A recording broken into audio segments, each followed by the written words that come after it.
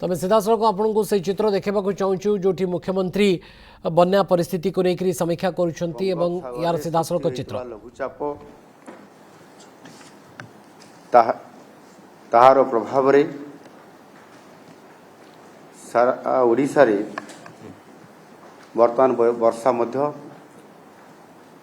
लगी रही वर्षा द्वारा विभिन्न जिले में बन्या परिस्थिति मध्य उपजी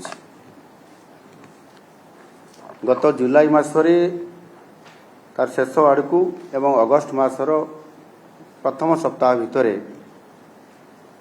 जो बन्या परिस्थिति देखा देइथिला से समय रे आकाश मार्गरू 5टी जिलार बन्या परिस्थिति को मध्य मु निजे एरियल सर्वे रे तार अनुध्यान मध्य करिथिली। मो सहित मध्य सेतेबेले राजस्व मंत्री सुरेश पुजारी महोदय मध्य उपस्थित थिले। से बन्यार प्रकोप छाड़ी आसला बेले को पुणी थरे 14-15 तारीख प्रबल वर्षा जगू 5 ରୁ 6टी जिला उपरे पुनर्बार आउ थे बन्या परिस्थिति देखादेला। एणु किछि जिले में 3 थर बन्या आसीबा आउ किछि जिले में 5 थर पर्यंत आसीबा ई प्रकार तुहाकु तुहा बा गोटिए पुरे गोटिए बन्या परिस्थिति ओडिशार किछि अंचल रे किछि जिले में बड़ क्षति घटैछि। एवं गत काली मु सड़क पथरे जाजपुर जिला एवं भद्रक जिलार बन्या परिस्थिति को अनुधान करने जाइथिली। आ मो सहित मध्य राजस्व मंत्री श्रीयुक्त सुरेश पुजारी महोदय, उच्च शिक्षा मंत्री श्रीयुक्त सूर्यवंशी सुरेश एवं राज्यसभा सदस्य श्रीयुक्त मनमोहन सामल, जाजपुर सांसद श्रीयुक्त रवींद्र नारायण बेहेरा एवं स्थानीय जाजपुर विधायक माने मध्य सेथिरे उपस्थित थिले। प्रथमे जाजपुर जिलार 10टी ब्लॉक रे 270टी गाँ एवं ता सहित मध्य गोटे पौरांचल एथिरे प्रभावित हेइछि। एथिरे समुदाय 2,80,000 रु अधिक लोक सीधा सड़क भाव में प्रभावित होइछन्ति। जाजपुर जिले में मु आम पूरा टीम सहित दशरथपुर ब्लॉक अंतर्गत जो रामचंद्रपुर ग्राम को मु जाइथिली। सेथिरे बोट माध्यम रे गला परे सेटिका लोकंकर सहित देखा साक्षात होला एवं सेठी रिलीफ कैंप एवं उद्धार कार्य एवं समस्त जो जो रिलीफ सामग्री सेठी पहुँचवा कथा ताको अनुध्यान मु करिथिली। एवं जो रुसई खाद्य रंधा खाद्य दिया जाउची ताहा उपरे भी निजे जाइकी सरजमीन रे जाइकी मु निजे खाद्य एवं डाली तरकारी ये सब जहा हेतलो ताको मध्ये अनुध्यान करिकी देखिकी आसीछि पूरा टीम सहित। एनु एथिरे सेमानकर सुरक्षा सहित पर्याप्त परिमाण रे किभଳି भाबरे रंधा खाद्य एवं सुखिला खाद्य जहा सरकार तांको माध्यम रे दउछंती तळ मुंड रे पहुंचुछि कि नाही ताकू देखिबा पई मध्ये मु सेठी जाइथिली। एवं सेठिकार लोकंक सहित मध्ये सेठी वर्षा पानी भीतर थाइके मध्ये आलोचना करागला। लोक माने सबु ये जो व्यवस्था अनुसांगिक करा जायछि सेतरे सामने संतुष्ट अछंती। यार ये जो परिस्थिति आमे गोटिए जाजपुर जिलार कथा मु जहा कहली एथिरे गोटिए कथा मु कहिबी जे विभिन्न पाणीपाग विभागर आकलन अनुसार ए वर्ष एल निनो जगु कम वर्षा हबार संभावना थिला एक कथा आकलन करा जायथिला चर्चा भी हेछि। आ सेथि पाई मध्य मु आम राजस्व मंत्री माध्यम भिन्न भिन्न समय ए बाबद रिव्यू करने सतर्कता अवलंबन करने एवं मो डिपार्टमेंट भी जो वाटर रिसोर्स अच्छी जो जल सेचन करने जो पानी रिजर्व जो अच्छी सेगुड़िकर पानी आवश्यक स्टोरेज रखापी कहुला। तेणु निश्चित भाव जल भंडार रे जल रखिलु, सतर्कता अवलंबन कलु। आदि आम समुदाय को देखा जून जुलाई अगस्ट 3 मासरे केते वर्षा आम ओडिशा रे वर्षा से जहाँ हिसाब कर देखागला जे से 1100 मिलीमीटर अधिक वर्षा होती, जहाँकि भारत वर्ष रे सबुठारु आम राज्य रे ढेर अधिक से 34% अधिक वर्षा ओडिशा रे वर्तमान सुधा होईछि। ये परिस्थिति आगरु अर्थात यदि आम 25 वर्ष को हिसाब को नबा सर्ट टर्म रे ताहले ये सबुठारु अधिक वर्षा होईछि। तथापि आम सरकार ताकू आह्वान को मुकाबला करी बन्या जगु राज्यर जो क्षय क्षति से ताहार समस्त प्रकार आकलन को आधार करी सरकार प्रस्तुत भी अछंती एवं आकलन भी करुछंती एवं सहायता भी दउछंती एवं समस्त तथ्य आसला परे मध्य फाइनाली दिया जार व्यवस्था मध्य करा जाउछ। जाजपुर जिले में समुदाय 77,680 जन को सुरक्षित स्थान को मध्य स्थानांतर करा जाइछि।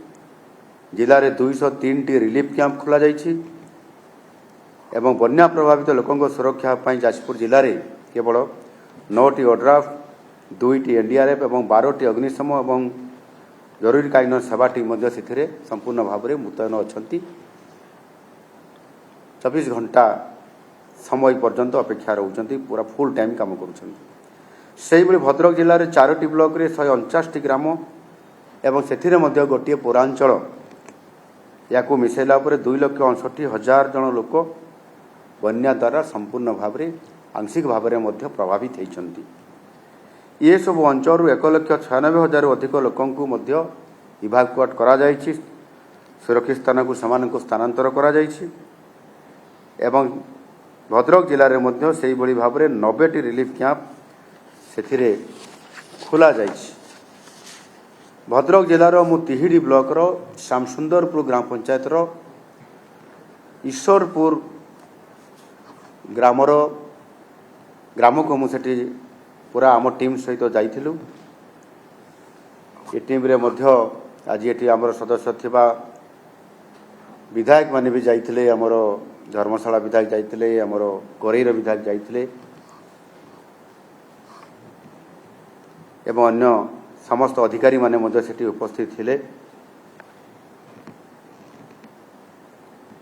एवं ये ईश्वरपुर ग्राम पंचायत रो जो उच्च विद्यालय अच्छी दपा नाकाणी से हाईस्कल आश्रयस्थली को मध्य आमे सेमानंकर विभिन्न समस्या एवं सेमानंकर त्वरित कौन आवश्यकता अच्छी समाधान करा जिवो से बाबद में संपूर्ण भाव में बुझीलु। भद्रक जिले में 15 टी ओडीआरएफ, गोटाए एनडीआरएफ, 2 टी अग्निशम जरूरीकालीन सेवा टीम मध्य सेठारे संपूर्ण भाव में 24 आवर कार्यरत अछंती। भद्रक एवं ये जाजपुर जिला जो गतकाली आमे पूरा जाइथिलु ता परे मध्य आहुरी 4टी जिला बालेश्वर, केन्दुझर, मयूरभंज, केन्द्रापड़ा ये भाव में 6 जिला एवं अन्य किसी प्रभावित जिला भी अच्छी, जगतसिंहपुर अच्छी, पुरी अच्छी जो पूर्व वर्षा आफेक्टेड से एणु आमे ये जो प्रथम 6टी जिला मु कहली से 74 टी ब्लॉक रे 1381 टी गाँव में 9,40,000 अधिक लोक प्रभावित होती एवं 3,70,000 अधिक लोक सुरक्षित भावे आमे तांको एभाकुएट करी स्थानांतर करी सुरक्षित भावे समाने एबे भी से अवस्था सुरक्षित अवस्था अछंती। ये समुदाय को जदि देखिबा ताले समुदाय 45 T ODRAF team, 8 T NDRF team एवं 65 टी अग्निसेवा दल एथिरे नियोजित से अंचल संपूर्ण भाव में 24 घंटिया ड्यूटी निर्वाह करुछंती एवं 6टी जिले में समुदाय 550 टी रिलीफ कैंप जरिया प्रभावित लोकों को मध्य रंधा खाद्य सहित आमर सुखिला रेशन मध्य आमे समान पाखरे पहुँचेबारे आम डिपार्टमेंट ମାନ କାମ କରୁଛନ୍ତି। ବନ୍ୟା ପ୍ରଭାବିତ ସହାୟତା ପାଇଁ ଆମର ଯେଉଁ ପ୍ରଥମ ବନ୍ୟା ହେଇଥିଲା ତାପରେ ଦ୍ୱିତୀୟ ବନ୍ୟା ଯେଉଁ ଗୋଟିଏ ପରେ ଗୋଟିଏ ଲଗାତାର ହେଉଛି, ପ୍ରଥମେ ଆମେ 26 କୋଟି ଟଙ୍କା ଏବଂ ପରେ ଆଉ 110 କୋଟି, ଏଇଭଳି ଭାବରେ ଦୁଇଟି ପର୍ଯ୍ୟାୟରେ ସମୁଦାୟ 136 କୋଟି ଟଙ୍କା ଆମର SRC ଜରିଆରେ ପଇସା ଲୋକଙ୍କ ପାଖରେ ପହଞ୍ଚା ଯାଇଛି ଏବଂ ବନ୍ୟା ଛାଡ଼ିବା ପରେ ଜିଲ୍ଲାପାଳଙ୍କର ଦ୍ୱାରା ଅଧିକାରୀମାନଙ୍କର ଦ୍ୱାରା ଯେଉଁ କ୍ଷୟକ୍ଷତି ଆକଳନ ପାଇଁ ଯେଉଁ ନିର୍ଦ୍ଦେଶ ଦିଆଯାଇଛି, ଚୂଡ଼ାନ୍ତ କ୍ଷୟକ୍ଷତି ଆକଳନ ଆସିଲା ପରେ ସମ୍ପୂର୍ଣ୍ଣ ସହାୟତାର ବ୍ୟବସ୍ଥା ମଧ୍ୟ କରାଯିବ ଏବଂ ତା ସହିତ ମଧ୍ୟ ଯୁଦ୍ଧକାଳୀନ ଭିତ୍ତିରେ ପାଣି ନିଷ୍କାସିତ ହେଲା ପରେ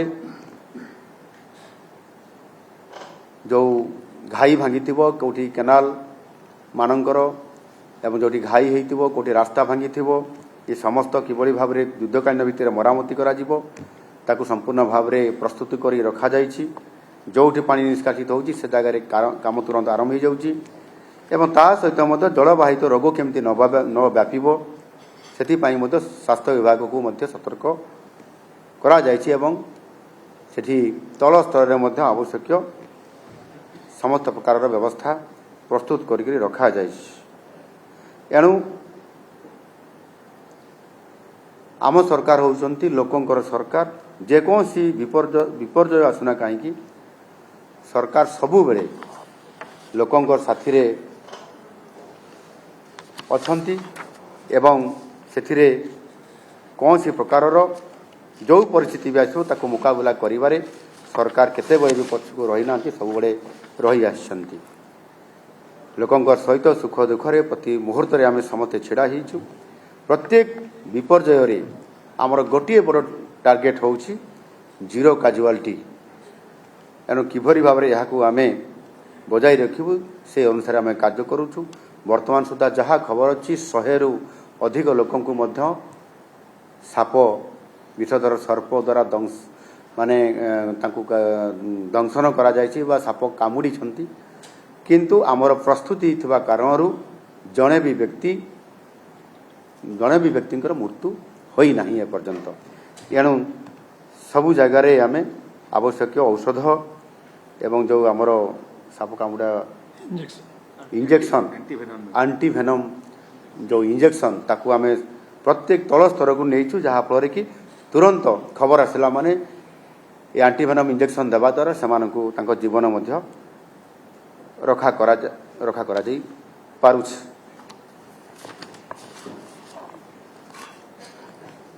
ଚଳିତ ବନ୍ୟାର ମୁକାବିଲା ପାଇଁ ଆମେ ସ୍ୱତନ୍ତ୍ର ଭାବରେ ସବୁ ସ୍ତରକୁ ବିଚାରକୁ ନେଇ ଆଗରୁ ଏରିଆଲ ସର୍ଭେ ଏବଂ ଅଧିକାରୀମାନଙ୍କର ଦ୍ୱାରା ଏରିଆରେ ସରଜମିନ ତଦନ୍ତ କରିବା, ଆକଳନ କରିବା, ପରବର୍ତ୍ତୀ ପର୍ଯ୍ୟାୟରେ ପୁଣି ବନ୍ୟା ଆସିବା ତାହାର ଆକଳନ କରିବା, ପରବର୍ତ୍ତୀ ବନ୍ୟା ପୁଣି ଆଉ ଥରେ ଏବେ ଆସିଛି ଯେଉଁଟା ଆଉ କିଛି ଜିଲ୍ଲାର ତ 5 ଥର ହେଲାଣି। ଇଏ ସମସ୍ତ କଥାକୁ ତର୍ଜମା କଲା ପରେ ଆଜି ମଧ୍ୟ ସମସ୍ତ ବିଭାଗୀୟ ଅଧିକାରୀମାନଙ୍କର ସହିତ ବସି ଆଲୋଚନା କରାଯିବା। ନିଜେ ଚିଫ୍ ସେକ୍ରେଟାରୀ ବି ଉପସ୍ଥିତ ଥିଲେ, ରାଜସ୍ୱ ମନ୍ତ୍ରୀ ଥିଲେ, ଉଚ୍ଚଶିକ୍ଷା ମନ୍ତ୍ରୀ ଥିଲେ, ଆମ ରାଜ୍ୟସଭା ସାଂସଦ ଥିଲେ।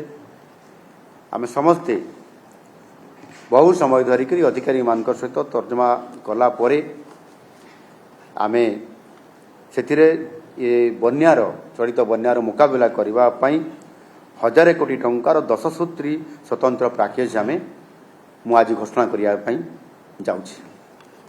ପ୍ରଥମ, ବନ୍ୟା ପ୍ରଭାବିତ ଚାଷୀମାନଙ୍କୁ କୃଷି ଇନପୁଟ୍ ସବସିଡି ବାବଦକୁ ସରକାରଙ୍କର ପକ୍ଷରୁ ସହାୟତା ପ୍ରଦାନ କରାଯିବ। ଏଥିରେ 33% ଓ ତାଠାରୁ ଅଧିକ ଫସଲ କ୍ଷତି ହୋଇଥିବା କ୍ଷୁଦ୍ର ଏବଂ ନାମମାତ୍ର ଚାଷୀ ତାଙ୍କୁ ପ୍ରଥମରେ ଅଣ ଜଳସେଚିତ ଅଞ୍ଚଳରେ ହେକ୍ଟର ପିଛା 8500 ଟଙ୍କା ପ୍ରଦାନ କରାଯିବ ଏବଂ ଜଳସେଚିତ ଅଞ୍ଚଳରେ ହେକ୍ଟର ପିଛା 17000 ଟଙ୍କା ପ୍ରଦାନ କରାଯିବ ଏବଂ ସମସ୍ତ ପ୍ରକାରର ବାରମାସୀ ଫସଲ ପାଇଁ ବିଭିନ୍ନ ପ୍ରକାର ଯେଉଁ ବାରମାସୀ ଯେଉଁ ବିବିଧ ଫସଲ ଯେଉଁମାନେ କରୁଛନ୍ତି पनीपरिबा हो एवं इत्यादि इत्यादि ये समस्त पाई मध्य हेक्टर पिछा 22,500 टंकार कृषि इनपुट सब्सिडी एथिरे प्रदान करा जिवो। द्वितीय क्षतिगत चाषी मानू विभिन्न प्रजातिर धान और अणधान कहले यथा गोटे उदाहरण देले बिरी ये वर्षा दिन फसल परवर्ती फसल जो बिरी आसे ये बिहन किणवा निमंते आर्थिक सहायता डीबीटी माध्यम रे प्रदान करा जिवो।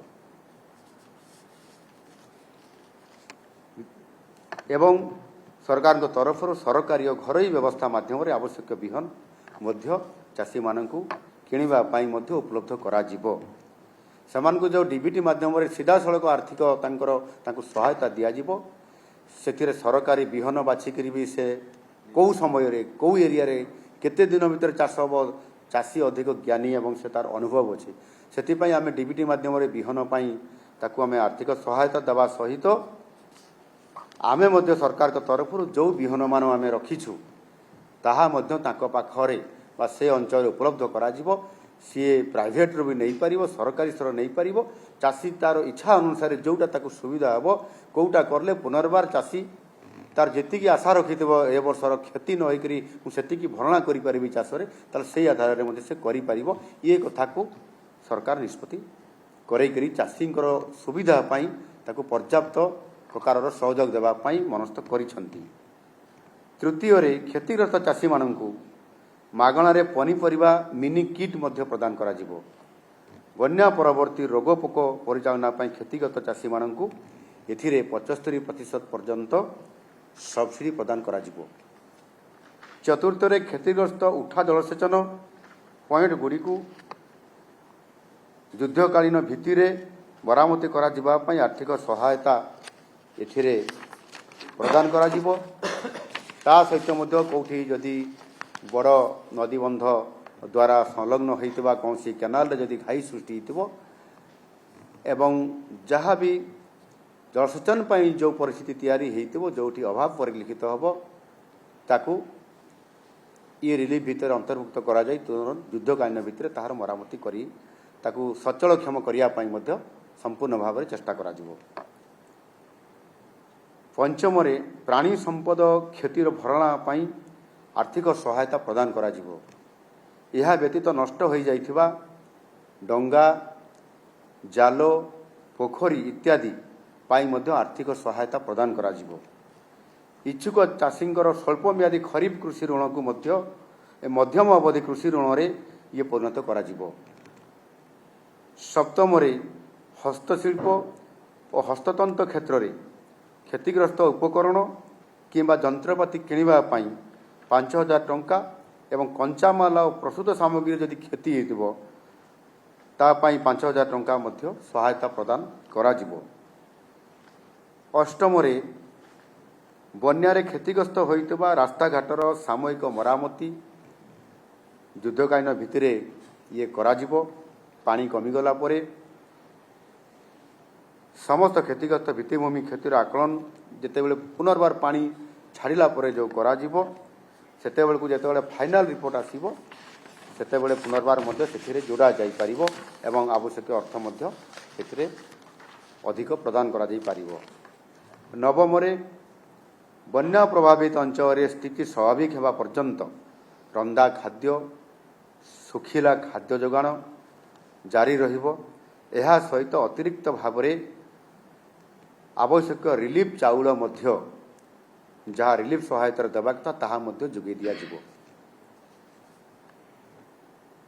शेषरे बन्या प्रभावित व्यक्ति विशेषଙ୍କୁ बासनकुसन और वस्त्र निमंते मध्य ये बासनकुसन केतेबेले कोठी बन्यारे हजि जाइथिबो किंबा को परिस्थिति रे ताकू आवश्यकता पड़ुथबो सेतिपाई विशेष सहायता एवं आपंकर वस्त्र मध्य जेटा आवश्यकता अच्छी अनेक गरीब परिवार रे ताहा मध्य ताहार अर्थ प्रदान सेमानक पाखकू तांको परिवार को पहुँचे दिया जिवो। बन्या क्षतिग्रस्त अंचल पूर्व स्थिति को फेरई आनिया पाई आम सरकार अर्थात लोकंकर सरकार बद्धपरिकर। ଏବଂ ସେଥିପାଇଁ ଆମ ସରକାର କଥାରେ ନୁହଁ କାମରେ ଯେଉଁ ବିଶ୍ୱାସ କରନ୍ତି ଆଉ ସେଥିପାଇଁ ଅତୀତରେ ଯେମିତି ଗତ ବର୍ଷ ବିଗତ ବର୍ଷମାନଙ୍କରେ ଅଦିନିଆ ବର୍ଷା ସମୟରେ ଯେଉଁ କ୍ଷତି ହୋଇଥିଲା ଯେଉଁଟାକି ରିଲିଫ୍ କୋଡ଼୍ରେ ମଧ୍ୟ ସ୍ଥାନିତ ନଥିଲା ତାକୁ ମଧ୍ୟ ଆମ ସରକାର ଆବଶ୍ୟକ ମତେ ରିଲିଫ୍ କୋଡ଼୍ର ପରିବର୍ତ୍ତନ କରି ସେମାନଙ୍କୁ ଆର୍ଥିକ କ୍ଷତିପୂରଣ ଭରଣା କରିବା ପାଇଁ ଯେମିତି ସାହାଯ୍ୟ କରି ଆସୁଛନ୍ତି ଚଳିତ ବର୍ଷରେ ମଧ୍ୟ ଇଏ ତ 3ଟି କିମ୍ବା 5ଟି ବନ୍ୟା ଆରମ୍ଭ ହୋଇଛି ଆଗାମୀ ଦିନରେ ପୁଣି ଫେଜ୍ 1 ଫେଜ୍ 2 ଫେଜ୍ 3 ଏମିତି ଚାଲିବ ପୁଣି ସାଇକ୍ଲୋନ୍ ଆସିବାର ମଧ୍ୟ ନିଶ୍ଚିତ ଭାବରେ ଅକ୍ଟୋବର ମାସରେ ଯେଉଁ ପ୍ରତିବର୍ଷ ଆସେ ତାକୁ ମଧ୍ୟ ହିସାବକୁ ନିଆଯାଇପାରିବ ସେ ଦୃଷ୍ଟିକୋଣରୁ ସମସ୍ତ ପ୍ରକାରର ପ୍ରସ୍ତୁତି ଆଜିରୁ ଆମକୁ ହେବା ପାଇଁ ପଡ଼ୁଛି ଅର୍ଥ ଏ ଦିଗରେ କେବେ ବି ପ୍ରତିବନ୍ଧକ ହେବ ନାହିଁ ଏହି 1000 କୋଟି ଟଙ୍କାର ପ୍ୟାକେଜ ଇଏ ପ୍ରାରମ୍ଭିକ ଆକଳନ ଅନୁଯାୟୀ ଘୋଷଣା କରାଯାଇଛି ଯେତେବେଳେ ଚୂଡ଼ାନ୍ତ ଆକଳନ କରାଯିବ ଆମ ବିଭାଗୀୟ ଅଧିକାରୀମାନେ ସମ୍ପୃକ୍ତ ଜିଲ୍ଲାପାଳଙ୍କ ତାଙ୍କ ସହିତ ତାଙ୍କ ଟିମ୍ ଯେତେବେଳେ ସରଜମିନ ତଦନ୍ତ କରିକରି ଆକଳନ କରିବେ ରିଭ୍ୟୁ କରିବେ ସେତେବେଳେ ଯେଉଁ ଚୂଡ଼ାନ୍ତ ରିପୋର୍ଟ ଆସିବ ଏବଂ ସେ ରିପୋର୍ଟ ଯଦି ଆଜି ଯେଉଁ 1000 କୋଟି ଟଙ୍କାର ଯେଉଁ ଆର୍ଥିକ ପ୍ୟାକେଜ ଯେଉଁ ଆମେ ରିଲିଫ୍ ମାଧ୍ୟମରେ ଦେବା ପାଇଁ ଚାହୁଁଛୁ ଯଦି ତାଠାରୁ ଅଧିକ ଆସେ ତାହେଲେ ସେଥିପାଇଁ ମୁଁ କହିଲି ଅର୍ଥର ଅଭାବ ନାହିଁ ଆମ ସରକାରଙ୍କ ପାଖରେ ଅର୍ଥ ସମ୍ପୂର୍ଣ୍ଣ ଭାବରେ ଅଛି ଇଏ ଯଦି ରିପୋର୍ଟ ଅଧିକ ଆସିବ ତାହେଲେ ଆମେ ସମ୍ପୂର୍ଣ୍ଣ ଭାବରେ ତ୍ୱରିତ ପର୍ଯ୍ୟାୟରେ ତାଙ୍କୁ ଦେବା ପାଇଁ ମଧ୍ୟ ପ୍ରସ୍ତୁତ ଅଛୁ ଏବଂ ଏ ବାବଦରେ ମଧ୍ୟ ଆମେ ଯେଉଁଠି ଅଧିକ ପ୍ରଭାବିତ ବାରମ୍ବାର ହେଉଛି ସେ ଦୃଷ୍ଟିକୋଣରୁ ମଧ୍ୟ ଆମ ସରକାର ଯାହା ଏଠି ଆମେ ରିଲିଫ୍ ଦେଉଛୁ ଯାହା ପରିସ୍ଥିତି ଆସିଛି ତାର ମୁକାବିଲା କରୁଛୁ ଏବଂ କେନ୍ଦ୍ର ସରକାରଙ୍କୁ ଏ ବାବଦରେ ମଧ୍ୟ ଅବଗତ କରାଉଛୁ ଟାଇମ୍ ଟୁ ଟାଇମ୍ରେ ଏବଂ ଏବେ ଯେଉଁ ଅଧିକ ବର୍ଷା ହେଇଛି ରେକର୍ଡ ପରିମାଣର ସେ ଦୃଷ୍ଟିକୋଣରୁ ଭବିଷ୍ୟତରେ କେଉଁ ପରିସ୍ଥିତି ତିଆରି ହେବ କିମ୍ବା କେଉଁ ପ୍ରକାରର ସ୍ଥିତି ଉପୁଜିପାରେ ସେ ଦୃଷ୍ଟିକୋଣରୁ କେନ୍ଦ୍ର ସରକାରକୁ ମଧ୍ୟ ଅବଗତ ନିଶ୍ଚିତ ଭାବରେ କରାଇବୁ ଏବଂ ଟିମ୍କୁ ମଧ୍ୟ ଏକ ଆସିକରି ଅନୁଧ୍ୟାନ କରିବା ପାଇଁ ମଧ୍ୟ ଆମ ସରକାର ବିଚାର କରୁଛନ୍ତି ଧନ୍ୟବାଦ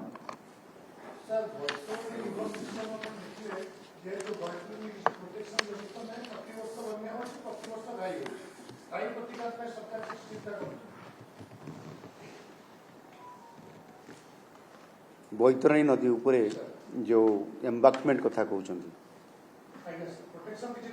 ପ୍ରୋଟେକ୍ସନ୍ ଅଛି କିନ୍ତୁ ଆପଣ ସ୍ଥାୟୀ ପ୍ରୋଟେକ୍ସନ୍ କଥା କହୁଛନ୍ତି ସେଥିରେ ଯେତେବେଳେ ପ୍ରୋଟେକ୍ସନ୍ ବା ଆମେ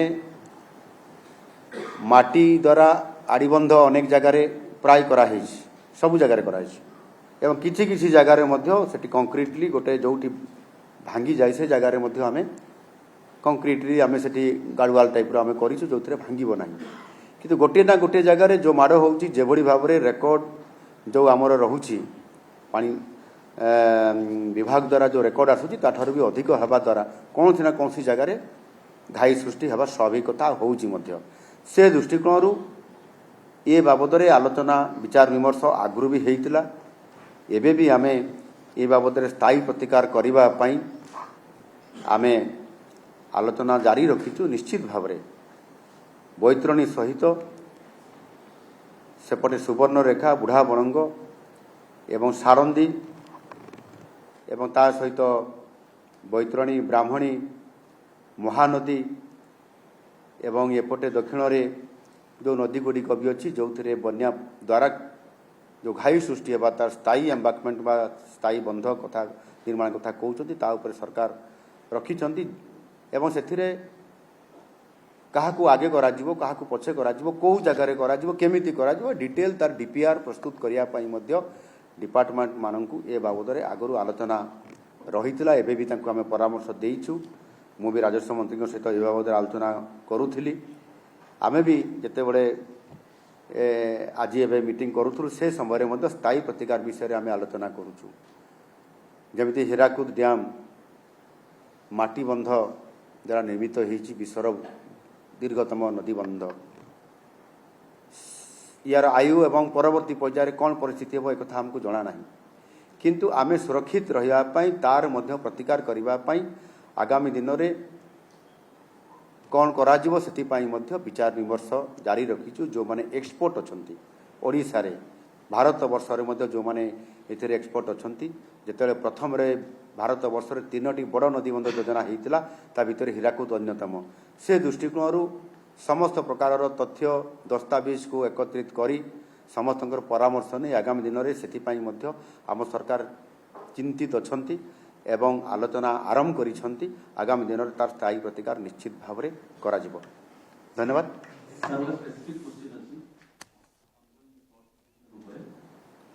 ବର୍ତ୍ତମାନ ପ୍ରାୟ ଭଦ୍ରକ ଆଉ ଯାଜପୁର ଜିଲ୍ଲାର ସବୁ ନଈରେ ବର୍ତ୍ତମାନ ଜଳସ୍ରୋତ ବର୍ତ୍ତମାନ ଚାଲିଛି ଏବଂ ଅନେକ ନଈ ବର୍ତ୍ତମାନ କେନ୍ଦ୍ର ଲେବୁଲ ଉପରେ ମଧ୍ୟ ଅଛି। ତ ନଦୀ ବନ୍ଧ ବର୍ତ୍ତମାନ ଓଦା ହେଇକି ଅଛି, ମାସେ କାଳ ପାଣି ଚାଲିଛି, ନଦୀ ବନ୍ଧ ଓଦା ହବାର ଅଛି। ଏନି ମୁଭମେଣ୍ଟରେ ବି ଆଶା କରାଯାଉଛି, ଆମେ ଗ୍ରାଉଣ୍ଡ ଜିରୋରୁ ଖବର ନେଉଛୁ ଯେ ସେ ନଦୀ ବନ୍ଧ ଏତେ ଦୁର୍ବଳ ହେଇଛି କୋଉ ମୁଭମେଣ୍ଟରେ ଭାଙ୍ଗିପାରେ, ତ ତା ଘାଇ ସୃଷ୍ଟି ହେଇପାରେ। ତା ଉପରେ ସରକାର କ'ଣ ପଦକ୍ଷେପ ନେଇଛନ୍ତି? ଆଉ ସ୍ୱାସ୍ଥ୍ୟ ସେବାଟା ଗୋଟେ ବଡ଼ ଚ୍ୟାଲେଞ୍ଜ ହବ, କାରଣ ମାସେ ଧରି ଲୋକ ଜଳବନ୍ଦୀ ଅବସ୍ଥାରେ ଅଛନ୍ତି। ତ ସ୍ୱାସ୍ଥ୍ୟ ସେବା କ୍ଷେତ୍ରରେ ମଧ୍ୟ ଇନଷ୍ଟାଣ୍ଟଲି ସ୍ୱାସ୍ଥ୍ୟ ସେବା ଯୋଗାଇବା ପାଇଁ ସରକାର କି ପଦକ୍ଷେପ ନେଇଛନ୍ତି? ଆପଣ ଯେଉଁ କଥା କହିଲେ ମୁଁ ବୋଧେ ସେ ବାବଦରେ ବି କହୁଥିଲି ଯେ ଜୁନ୍ ମାସରୁ ଏ ଅଗଷ୍ଟ ମାସ ଆଜି 18 ତାରିଖ ହେଲା, ଇଏ ଗୋଟେ ଗୋଟେ ଜିଲ୍ଲାରେ 5ଟି ବନ୍ୟା ବି ଆସିଯାଇଛି। ଉଦାହରଣ କୁହାଯାଇପାରେ ବୋଧେ ଭଦ୍ରକ ଜିଲ୍ଲା, ବାଲେଶ୍ୱର ବି, ଯାଜପୁରରେ 3ଟି ଆସିଲାଣି, ପୁରୀ ଜଗତସିଂହପୁର କେନ୍ଦ୍ରାପଡ଼ା ପର୍ଯ୍ୟନ୍ତ ପହଞ୍ଚି ଯାଇଛି ଏବଂ ତା ସହିତ ମଧ୍ୟ ଆପଣଙ୍କର ହେଭି ରେନ୍ ମୟୂରଭଞ୍ଜ ଜିଲ୍ଲାରେ, କେନ୍ଦୁଝର ଜିଲ୍ଲାରେ, ସୁନ୍ଦରଗଡ଼ ଜିଲ୍ଲାରେ ଯେଉଁଠି ଅତ୍ୟଧିକ ବର୍ଷା କାରଣରୁ ହିଁ ଭଦ୍ରକରେ 2 ଦିନ ଧରି ବର୍ଷା ନଥିଲା, କିନ୍ତୁ ରେକର୍ଡରୁ ଅଧିକ ପାଣି ସେଠି ଅଛି। ଲୋକମାନେ ବି ଆଶ୍ଚର୍ଯ୍ୟ ହେଉଛନ୍ତି, ଏମିତି କେବେ ହେଇନଥିଲା ଯାଜପୁର ଏବଂ ଭଦ୍ରକରେ ଉଭୟ ଜିଲ୍ଲାରେ କହିଲେ।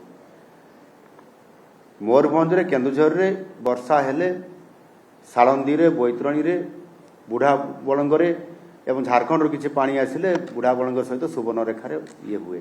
ଏହାକୁ ଆମେ ଏ ବାବଦରେ ସମସ୍ତ କଥା ଏକ୍ସପର୍ଟମାନଙ୍କ ସହିତ ଆଲୋଚନା ବି ନିଶ୍ଚିତ ଭାବରେ ଆମେ କରୁଛନ୍ତି। ଏବେ ଯେଉଁ ଲଗାତାର ଭାବରେ ଯେଉଁ ପ୍ରଭାବିତ ହେଇଛି କହୁଛନ୍ତି, ତାହା ଉପରେ ଆମର ପୁରା ବିଶେଷଜ୍ଞ ଟିମ୍ ସହିତ ପୁରା ଟିମ୍ ସେଠି ରେଡ଼ି ଅଛନ୍ତି, କେଉଁ ଜାଗାରେ କେଉଁ ପରିସ୍ଥିତି ତିଆରି ହେବା ପାଇଁ ଯାଉଛି କି। ତେଣୁ ସେଥିପାଇଁ ଆମେ ସତର୍କ ଅବଲମ୍ବନ କରିଛୁ, କିନ୍ତୁ ଜଳସ୍ତର କମିବାରେ ଆଜି ଲାଗିଛି। ଏଇଥିପାଇଁ ଯେ କେନ୍ଦୁଝରରେ ବର୍ଷା ନାହିଁ ଗତ 48 ଘଣ୍ଟା ହେଲାଣି, ମୟୂରଭଞ୍ଜରେ ମଧ୍ୟ ଗତ 48 ଘଣ୍ଟା ଭିତରେ ବର୍ଷା ହେଇନାହିଁ। କିନ୍ତୁ ମୟୂରଭଞ୍ଜ ଏବଂ କେନ୍ଦୁଝରର କିଛି ବ୍ଲକରେ, ଯେମିତି ପାଟଣା ବ୍ଲକ କେନ୍ଦୁଝରର, ମୟୂରଭଞ୍ଜର ଆପଣଙ୍କର ଠାକୁରମୁଣ୍ଡା ବ୍ଲକ ଏବଂ ଯଶୀପୁର ବ୍ଲକ, କରଞ୍ଜିଆ ବ୍ଲକ, ଏ ଅଞ୍ଚଳରେ ଆପଣଙ୍କର ପାଟ ଏଇଟା ହେଉଛି ଶିମିଳିପାଳର ଅତ୍ୟଧିକ ବର୍ଷା ହୋଇଥିବା କାରଣରୁ ଏ ପରିସ୍ଥିତି ମଧ୍ୟ ଉପୁଜିଛି। ଏଣୁ ଯେହେତୁ ବର୍ଷା ଗତ 30 ଘଣ୍ଟା ହେଲାଣି ଆଉ ହେଇନାହିଁ, ମୁଁ ବି କଲେକ୍ଟରମାନଙ୍କ ସହିତ କଥା ହେଉଥିଲି, ସୁରେଶ ବାବୁ ବି ଯାହା ରିପୋର୍ଟ ନେଇଛନ୍ତି, ଆମେ ରିପୋର୍ଟ ନେଲା ପରେ ଯେଉଁ ପରିସ୍ଥିତି ହେଇଥିଲା ସେ କମିବା ପାଇଁ ଆରମ୍ଭ କରିଛି ଏବଂ ଆଜି 18 ତାରିଖ ଆମେ ଆଶା କରୁଛୁ ନିଶ୍ଚିତ ଭାବରେ। ଯଦି ଗତକାଲି ଜୋର ବର୍ଷା ହେଇଥାନ୍ତା ତାହେଲେ ଯେଉଁ ପ୍ରଶ୍ନ ପଚାରିଥିଲେ ତା ପ୍ରଶ୍ନଟା ଜଟିଳ ହେଇଥାନ୍ତା, କିନ୍ତୁ ଯେହେତୁ ଗତ 30 ଘଣ୍ଟା ହେଲା ବର୍ଷା ହେଇନାହିଁ, ସେ ଦୃଷ୍ଟିକୋଣରୁ ବର୍ତ୍ତମାନ କମିବାରେ ଆରମ୍ଭ କରୁଛି। ଏବଂ କାଲି ଆମେ ଯେତେବେଳେ ଯାଇଥିଲୁ ସେ ସମୟରେ ବର୍ଷା ନଥିବା ସତ୍ତ୍ୱେ ମଧ୍ୟ ତାର ରେକର୍ଡ ଜାଗାରୁ ବି ଆହୁରି ଉଚ୍ଚରେ ଇଏ ଥିଲା। ଏଣୁ ସେ ଦୃଷ୍ଟିକୋଣରୁ ଯେଉଁ ଜାଗା ଆମେ ଯେଉଁ ଭଦ୍ରକ ଗଲୁ ଏବଂ ଯେଉଁଟା ଆମର ଯାଜପୁର ଜିଲ୍ଲା ଗଲୁ, ଭଦ୍ରକ ଜିଲ୍ଲାର ଯେଉଁଟା ଆମର ତିହିଡ଼ି ବ୍ଲକର ଯେଉଁ ଈଶ୍ୱରପୁର ଗ୍ରାମ, ଯେଉଁଟାକି ଶ୍ୟାମସୁନ୍ଦରପୁର ଗ୍ରାମ ପଞ୍ଚାୟତ, ସେହି ଅଞ୍ଚଳରେ ଏବଂ ସେଥିରେ 3-4ଟି ପଞ୍ଚାୟତ ତକ ଆମେ ଯେତେବେଳେ ଗଲୁ, ସେ ଜାଗାରେ ମଧ୍ୟ ଆମେ ସୋସିଆଲ ମିଡ଼ିଆ ଏବଂ ମିଡ଼ିଆରେ ଆପଣ ଦେଖିଥିଲୁ, ସେ 20 ଫୁଟିଆ କ'ଣ ଗୋଟିଏ ବଉଳା କୁମ୍ଭୀର ବି ସେ ନାଳରେ, ସେ କି ନାଳ, ରେବ ନଈରେ ସେ ସେଠି ତାର ଚିତ୍ର ମଧ୍ୟ ଦେଖାଯାଉଛି, ସେ ସେପଟେ ଉପରକୁ ଯାଉଛି କିମ୍ବା ତାର ଗତି। ସେ ଦୃଷ୍ଟିକୋଣରୁ ଆମେ ସେଇ ଯେଉଁଠି କୁମ୍ଭୀର ସେଇ ରାସ୍ତାରେ ହିଁ ଆମେ ଗଲୁ। ମୋତେ ମନା ବି କରାଯାଉଥିଲା, କିନ୍ତୁ ମୁଁ କହିଲି ଆମେ ତ ସୁରକ୍ଷାରେ ଅଛୁ, ପୁରା ସୁରକ୍ଷା ଟିମ୍ ଅଛନ୍ତି ଏବଂ ସେ ନାଳରେ ସେମିତି ବହୁତ ବଡ଼ ବିପଦ ନାହିଁ, କିନ୍ତୁ କୁମ୍ଭୀରର ବିପଦ ଅଛି। ତା ସତ୍ତ୍ୱେ ବି ଆମେ विपद को बेखातिर करके से अंचल को जाई भी देखिलु तेणु वास्तव में ये परिस्थिति मध्य सरकार निजे भी देखा कथा। तो आप सीधासख शुणुले मुख्यमंत्री मोहन चरण माझी को बन्या प्रभावित अंचल 1000 कोटी टंकार पैकेज से केमती घोषणा करते विस्तृत सूचना देते कि भाव में क्षयक्षतिर आकलन कौन सब साहाय्य सहयोग जोगाई दि जापर राज्य सरकार तरफ।